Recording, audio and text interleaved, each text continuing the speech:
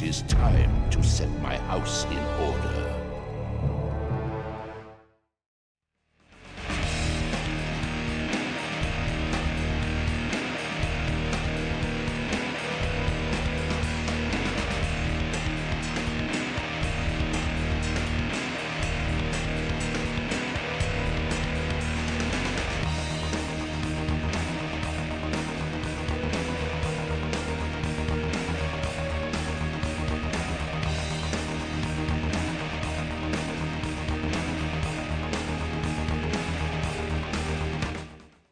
Hey there guys, Nordic Warrior here, welcome back to my video game review series. So today we're going to be starting a new series on the channel. I'm going to be reviewing several games in the X-Men series. It's a series that I'm going to be returning to from time to time, so I likely won't be doing all the X-Men games in one go. Just every now and then in between other projects I will be reviewing X-Men games. So X-Men is a license that has seen several pretty good video games over the years. There have been fighting games, RPGs and many more. Today we're going to be looking at what in my personal opinion is probably the ultimate X-Men game, and it's definitely my personal favourite game in the series, X-Men Legends, released in 2004, developed by Raven Software. This is going to be for the Xbox version. So X-Men Legends is a third-person action-adventure RPG, with an original story, inspired by several different X-Men comics. I remember so clearly when this game came out being so hyped for it. I believe if I remember rightly, I got the game for Christmas, and I was practically obsessed with it.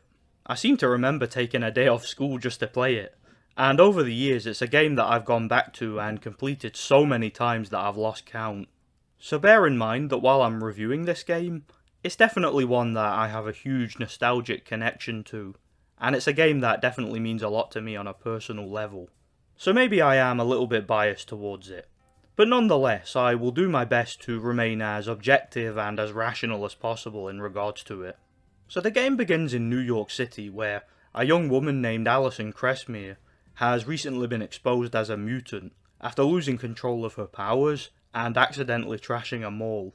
She's in the process of being arrested by a group of anti-mutant troops when she is intercepted by the Brotherhood of Mutants, led by Mystique, who seems to be after her for unknown reasons. I'm not a mutant! I swear I'm not! Blob, grab the girl and get out of here!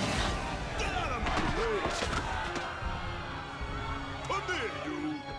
You start the game off as Wolverine, as he has to fight his way through the streets of New York City, cutting down waves of anti-mutant troops, as well as Brotherhood thugs, in order to track down Mystique and Blob, and save Allison. Along the way he teams up with Cyclops, and this gives you an introduction into the game's overall gameplay and combat. What's interesting about this game in particular is it's one of the first games that I can remember using this type of format. At any given time you are able to take control of a team of 4 X-Men and can switch between them at any time. The game also supports a drop-in, drop-out co-op feature, allowing up to 4 players at once, so if there are 4 of you and you have 4 controllers, you can play through the game together. This was quite rare for the time, and in my opinion this is a great way to do co-op in a game. Teamwork is definitely a big theme in this game, and your X-Men team of 4 must work together to complete each level. Once the Brotherhood kidnappers are defeated and Allison is rescued, you take her back to the X-Mansion, and here you get more of an introduction into the overall dialogue and RPG elements of the game. I'd like Jean to show me around. It would be my pleasure. As you move from room to room, I'll give you a little information on the X-Men. The game is basically split up into 2 modes. You have the main levels of the game where you take control of a team of 4 X-Men and work together to traverse the levels, defeating enemies and completing objectives. And you have slower, more role-playing type of levels where you can take control of Allison, who acts as a main protagonist for the game. I wanted to let you know that I've decided. I'd like to become a student at your school. That's excellent news, Allison. As Allison, you get to explore the X-Mansion in between levels, and you basically converse with the other inhabitants of the mansion. Come now, dearie. Surely you're not frightened of poor old Turk. No, I'm not afraid of you. As well as figure out how to control your mutant powers. This aspect of the game I actually found very interesting. Allison of course later becomes an X-Man herself, known as Magma, and a huge chunk of the game's story involves her settling into her new family and trying to decide whether or not she wants to become an X-Man. Would you consider joining our team? Yes, yes, I'd love to. Do I get a cool code name? The game's writing and story in this regard is fantastic, and you can tell that the writers had a great deal of passion for the X-Men comics. Allison really develops as a character throughout the game, and as you progress through the story, she becomes more and more confident and more heroic, with a growing desire to prove herself a true X-Man. This gives you a real sense of progression throughout the story. Any word on your sister? I have spoken with Dr. McTaggart, but there is no change in Ilyana's condition. The game's overall level design and gameplay is pretty awesome. Each level has its own unique visual style, as well as its overall atmosphere and enemy types. One of the things that really adds to the game's replay value is the fact that there are so many different playable characters to choose from, and every single character feels very different from one another. Not just in terms of their visual aesthetic, but also in terms of practicality. Each X-Man has their own unique powers and abilities, as well as having strengths and weaknesses in certain statistics. As you play through the game's story, more playable characters will be unlocked.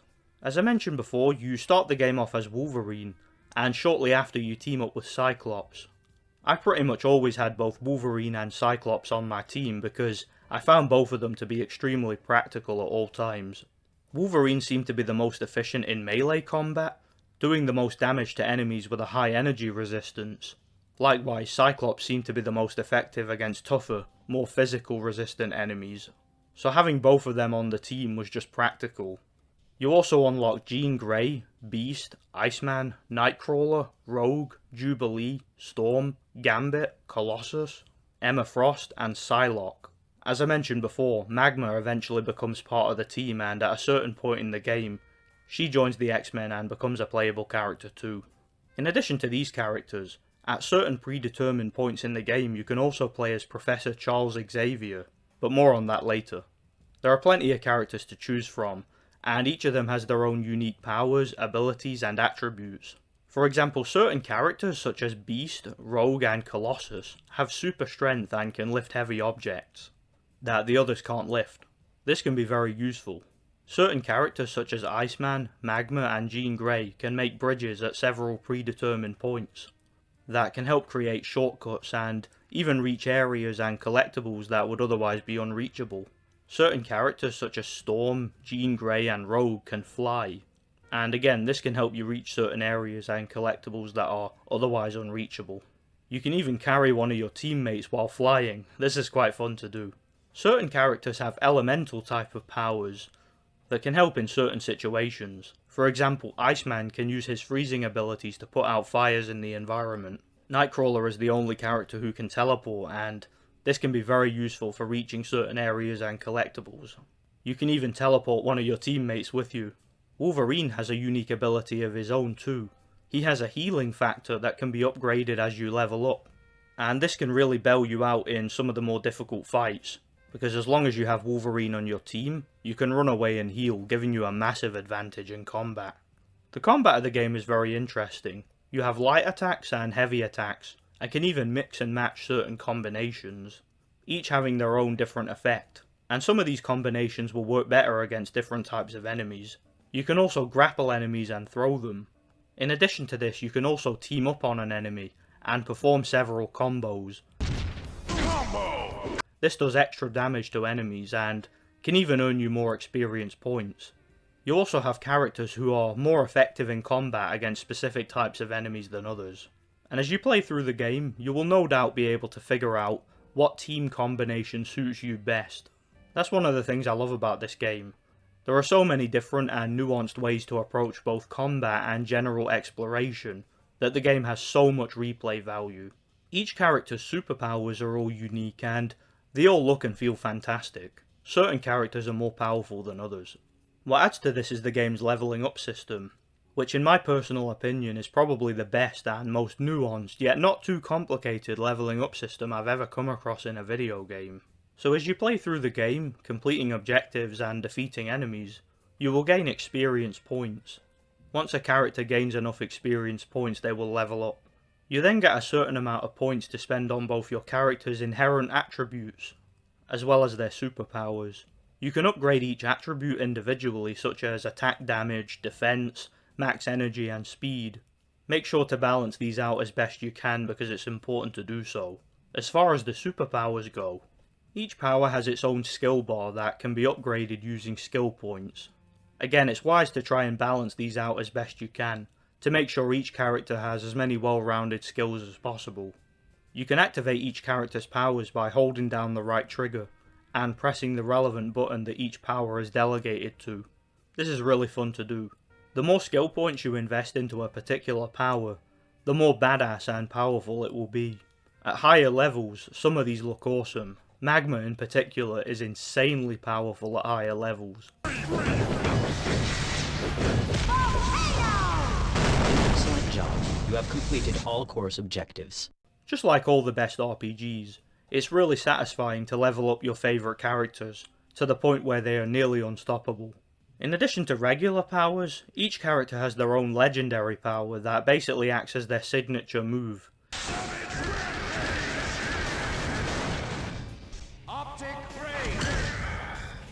These are known as extreme powers, and can only be unlocked at higher levels, and can be activated by collecting extreme power-ups. Each character has their own extreme power, and these all look awesome, and are insanely powerful and effective in combat.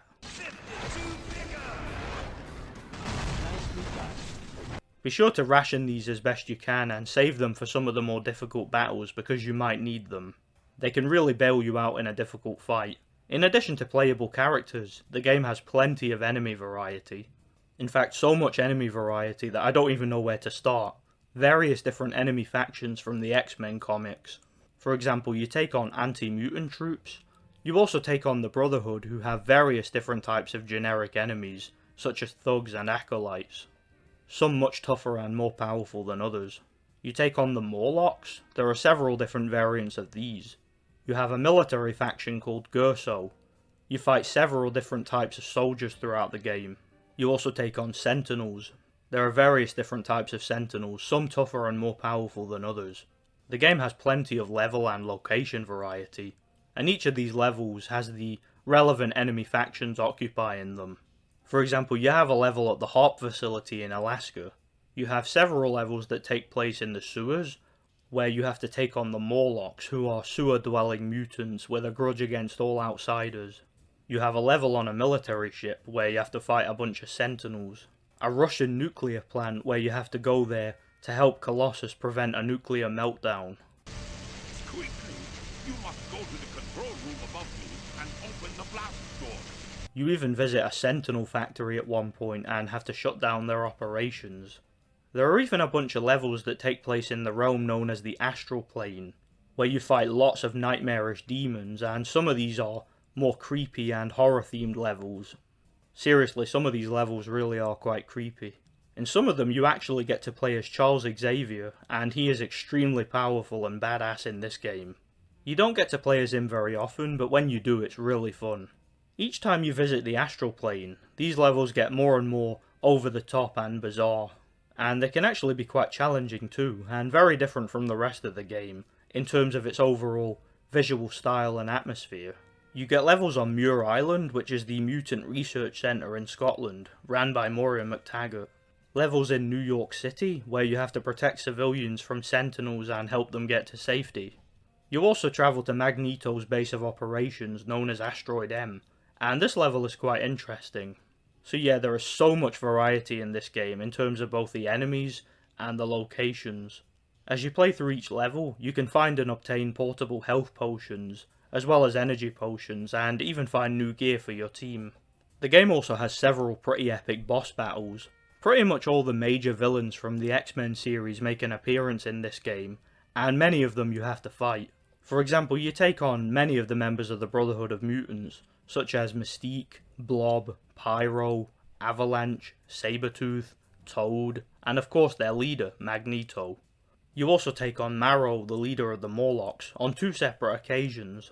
You also take on Juggernaut on 2 occasions. Once in a flashback mission at the X-Mansion. Where's Xavier? Where's my half-brother?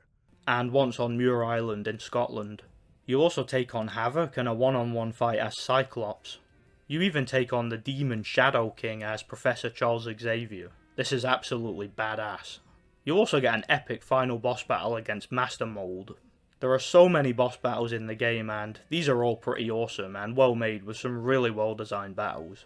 So the game's overall combat, level design, leveling up system and boss battles are all awesome, and I pretty much have no criticisms for them. The game also has several other features.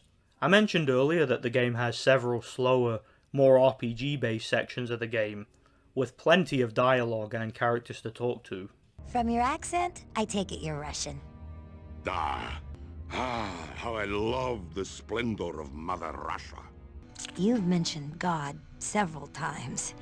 It seems kinda odd that you look like you do, and yet you're religious. Yeah, I have heard that many times. But my belief in God is my greatest strength. For you see, muscle may be able to move mountains, but faith can lift an entire civilization. And you can have some interesting conversations, sometimes about the events of the game's story. With Magneto on the loose, everyone around here is really uptight. Tell me about it. At lunch, I took the last ice cream sandwich, and Wolverine threatened to cut out my heart and eat it in front of me. Normally, he just threatens to cut out my heart. There are several subplots that develop here. Some of the dialogue is really funny too. What's your mutant power? I can make people's heads explode. Oh, wow. Really? No, not really. Hi, Miss Gray. Please, call me Jean. I always feel old when someone calls me Miss Gray. Hi, Miss Gray. Allison is actually a really funny character. I like how you can speak to certain members of the X-Men directly, and find out more about their backstories and views. How'd you learn to fight so well, Wolverine? Simple. I'm the best at what I do. This makes the game's story so much more interesting. You can spend a lot of time talking to different characters and really indulging yourself in the game's story. And the voice acting and writing is excellent for the most part. There are also many other curiosities and features to find in the mansion. For example, you can visit the Danger Room. The Danger Room basically simulates real-life combat situations, and here you can practice using your character's powers.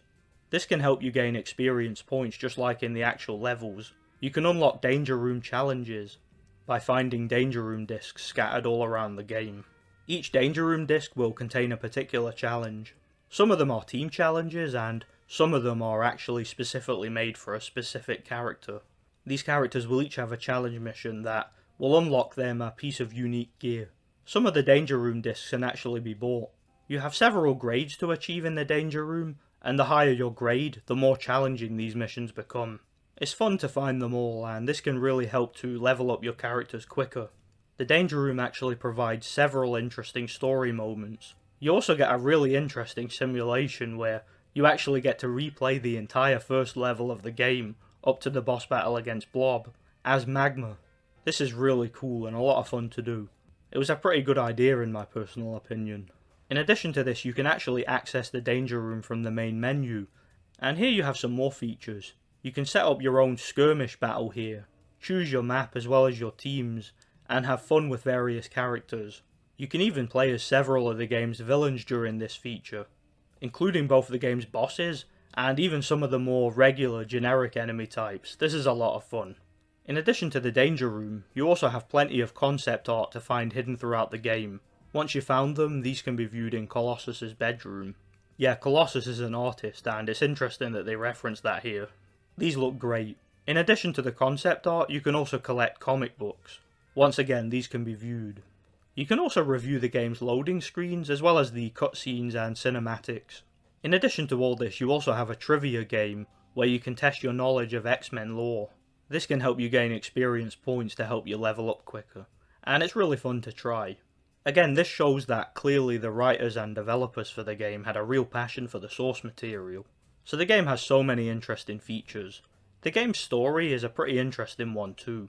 You basically have two main antagonists, Magneto, who wants to use a device to basically take over the world and establish mutant supremacy, and General William Kincaid, who wants to wipe out mutants entirely. Kincaid is actually a pretty interesting villain since, just like Magneto, he has a pretty tragic backstory with his wife being murdered by mutants. And this is a backstory that I think the game really could have done more with, but I digress. Nonetheless, the game's story is very interesting and I really enjoyed it. And like I said, it has so many pretty cool features. The graphics and presentation, whereas they have aged pretty poorly, I think the game looked okay in 2004.